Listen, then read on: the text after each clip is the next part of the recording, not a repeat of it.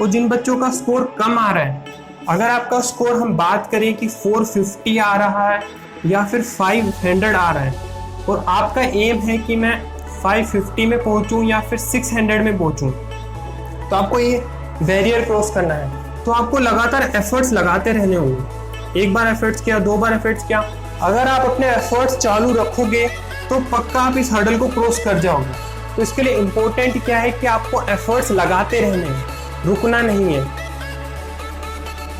So hello guys, this is Ravinder Singh, pre final MBBS student from JLN medical college Ajmer.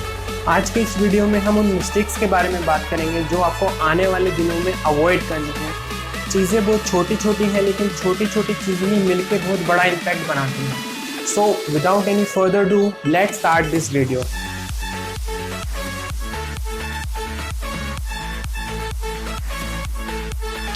तो सबसे पहली चीज़ जो आपको अवॉइड करनी है वो है social media. B it Facebook, B it Instagram, B it YouTube. हम सोशल मीडिया यूज़ करते हैं रिलैक्स फील करने के लिए, चिल मारने के लिए, लेकिन आने वाले 30 दिनों में अगर आपने सोशल मीडिया का यूज़ किया तो आपको एंजाइटी और डिप्रेशन के अलावा कुछ नहीं मिलेगा। So better to avoid the social media for the next days. The next thing that you should avoid is reading new stuff।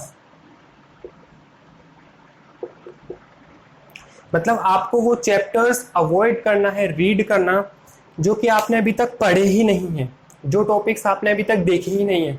अचानक आपका मन कर रहा है उन चैप्टर्स को पढ़ने का, तो अपने मन को थोड़ा शांत करो। अभी तक आपने जितना पढ़ा हुआ है उसी का ही आपको रिवीजन करना है, नई चीज़ों को आपको नहीं पढ़ना। Next thing is about coaching material।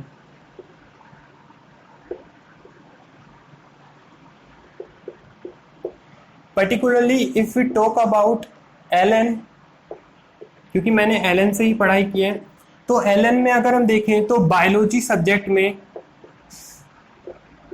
6 से 7 मॉड्यूल है। तो इस टाइम पे 6 से 7 मॉड्यूल का रिवीजन करना पॉसिबल नहीं है। तो अब आपको सिर्फ बायोलॉजी के अंदर अगर हम बात करें तो आपको अपने नोट्स पढ़ने हैं प्लस एनसीईआरटी पढ़नी है। और अगर इन दोनों में बात करें तो आपको एनसीईआरटी को पहले प्रायोरिटी देनी है।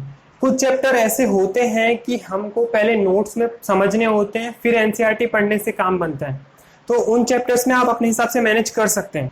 Next thing that you should avoid is talking to negative people.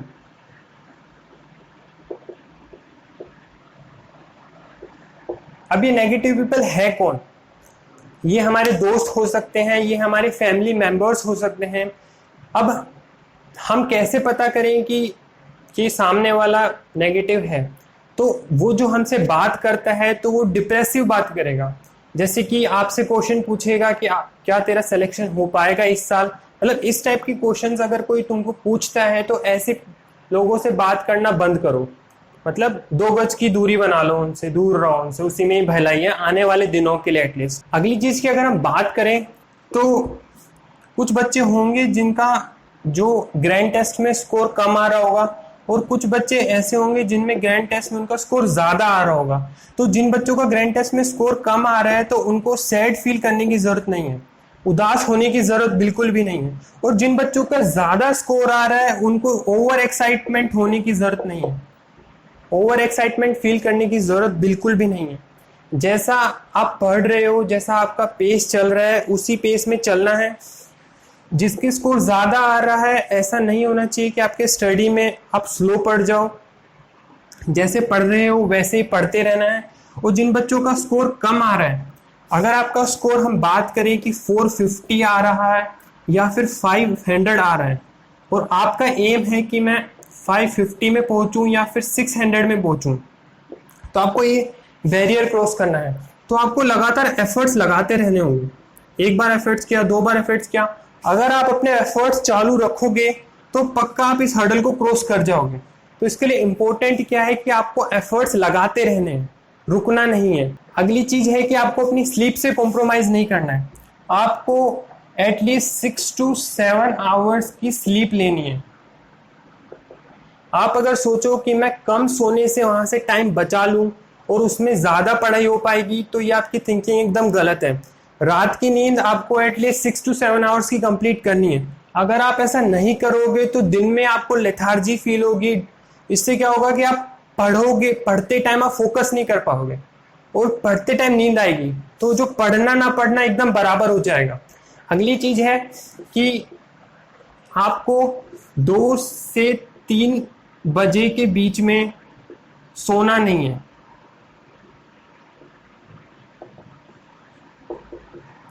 अगर आप 2 से 3 बजे में सोएंगे तो उससे क्या होगा कि आपका रूटीन बन जाएगा और एग्जाम इसी टाइम के बीच में होना है। फिर हमेशा ऐसा होगा कि जब 2 बजेंगे आपको नींद आने लगेगी, ऑटोमेटिक ऐसा होता है। 2 से 3 के बीच में आपको सोना नहीं है। इस टाइम पे आपको अटेंटिव रहना है। इस टाइम में आप मॉक टेस्ट लगा सकते हैं या फिर MCQ सोल्व कर सकते हैं, पढ़ाई कर सकते हैं अपने हिसाब से, लेकिन सोना नहीं है इस टाइम पे। भले ही आप 3 बजे के बाद में सो जाओ, 4 बजे सो जाओ, उस टाइम का रूटीन बना लो, लेकिन 2 से 3 के बीच में आपको बिल्कुल भी नहीं सोना। अगर आप अभी भी इस वीडियो में बने हुए हो तो आपके लिए 2-3 चीजें एक्स्ट्रा भी है कि आपको एक पेज लेना है। अब इस पेज में करना क्या होगा, आप जैसे अभी आप पढ़ रहे हो, टॉपिक्स पढ़ रहे हो, चैप्टर्स पढ़ रहे हो, तो कुछ चीजें ऐसी होती है जो कि हम भूलते रहते हैं, बार बार भूलते रहते हैं, और वो हमें पता भी होती है कि एग्जाम पॉइंट ऑफ व्यू से इंपॉर्टेंट है, यहाँ से क्वेश्चन पूछा जा सकता है। तो हम क्या करेंगे, जैसे हम रिवीजन अभी चल रहा है हमारा, तो एक पेपर लेंगे और हम जो भूलते हैं, जैसे कोई टेबल है उसमें से क्वेश्चन आने हैं हम भूलते हैं, तो हम क्या करेंगे, इस पेज में यहाँ पे मेंशन कर देंगे, वो टेबल किस जगह पे है वो यहाँ पे मेंशन कर देंगे। ऐसे ही हमें लिस्ट बनानी है चीजों की, जो चीजें हम भूलते हैं उसकी हमें एक लिस्ट बना लेनी है कि ये चीजें कहाँ पे रखी हुई हैं। ऐसे क्या होगा कि जब लास्ट का 1 वीक होगा, 1 वीक होगा या लास्ट के 2 to 3 डेज में होंगे, तो आप इन चीजों को, आपको पता होगा कि कौन कौन सी चीजें आप भूलते हैं, आप उनको रिवाइज कर सकते हो। तो ऐसा करने से आपके काफी मार्क्स इंप्रूव हो सकते हैं। अगली चीज जो आपको करनी है वो ये है कि आप जितना भी टाइम आपका बचा हुआ है एग्जाम का डेट को लेके, तो उसको 2 पार्ट में डिवाइड कर लो। जितने भी डेज हैं उसको 2 पार्ट में डिवाइड कर लो। एक तो लास्ट का 1 वीक रख लो, 1 वीक रख लो, और बाकी जितने दिन बचे हैं उसको रख लो। इस 1 वीक, लास्ट के 1 वीक में आपको एक फुल रिवीजन कंप्लीट करनी है, फुल सिलेबस की एक रिवीजन होनी चाहिए। और जितना टाइम ये बचा हुआ है लास्ट के 1 वीक को छोड़ के, इसके अंदर आपको 1 से 2 रिवीजन कंप्लीट करनी है। वो आपके ऊपर डिपेंड करता है, आपकी स्पीड के ऊपर डिपेंड करता है कि आप 1 रिवीजन कर पाते हैं, 2 रिवीजन कर पाते हैं। पढ़ाई तो आप कर ही रहे हो, पढ़ाई के साथ साथ अपनी हेल्थ को भी ध्यान देना है। अभी स्ट्रेस और एंजाइटी लेवल सबका बढ़ ही रहा होगा, तो हमको क्या करना है कि हमको या तो हम योगा कर सकते हैं या अपने को ब्रीदिंग एक्सरसाइज करनी है।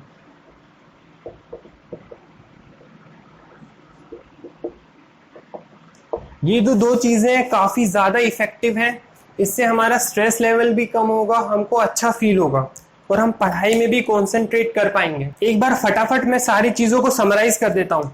सबसे पहली चीज जो आपको नहीं करनी है वो सोशल मीडिया को आपको अवॉइड करना है, चाहे फेसबुक हो, इंस्टाग्राम हो, यूट्यूब हो। यूट्यूब में क्या हो सकता है कि आप पढ़ाई से रिलेटेड मटेरियल देखते होंगे, लेकिन अभी के टाइम पे आप कुछ नया करने की जरूरत ही नहीं है, क्योंकि आप नया पढ़ोगे, सपोज करो आपने 1 आवर का कोई वीडियो देखा, तो वो आपको 2 दिन या 4 दिन याद रहेगा, जो आपने पढ़ा है बाद में भूल जाओगे, क्योंकि जिस चीज का आप रिवीजन नहीं कर सकते उसको पढ़ने का कोई मतलब नहीं है। तो आपको सोशल मीडिया अवॉइड करनी है।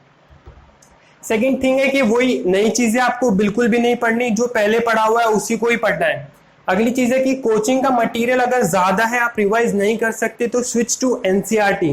पर्टिकुलरली बायोलॉजी में सिर्फ एनसीईआरटी पढ़नी है और बाकी सब्जेक्ट्स में नोट्स पढ़ सकते हो, फिजिक्स के अंदर और केमिस्ट्री के अंदर नोट्स पढ़ सकते हो। अगली चीज है कि नेगेटिव पीपल्स को अवॉइड करना है। घर में अपने मम्मी पापा से बात करो, ताकि आप अपनी जो थिंकिंग है वो पॉजिटिव रख सको। नेक्स्ट थिंग है कि अगर आपका जीटी के अंदर जो मॉक टेस्ट वगैरह हो रहे हैं उनके अंदर स्कोर कम आते हैं तो आपको एफर्ट्स कंटिन्यूअस जारी रखना है, लास्ट बॉल तक आपको खेलना है। और अगला है कि अगर ज्यादा स्कोर आ रहा है तो आपको ओवर एक्साइटेशन फील नहीं करनी, स्लीप के साथ आपको कॉम्प्रोमाइज बिल्कुल भी नहीं करना है, और आपको 2 से 3 के बीच में सोना अवॉइड करना है। और आपको ऐसा एक पेपर में पूरे जितने भी फॉरगेटेबल्स हैं, आप जितना भी भूलते हो उसकी एक लिस्ट बनानी है।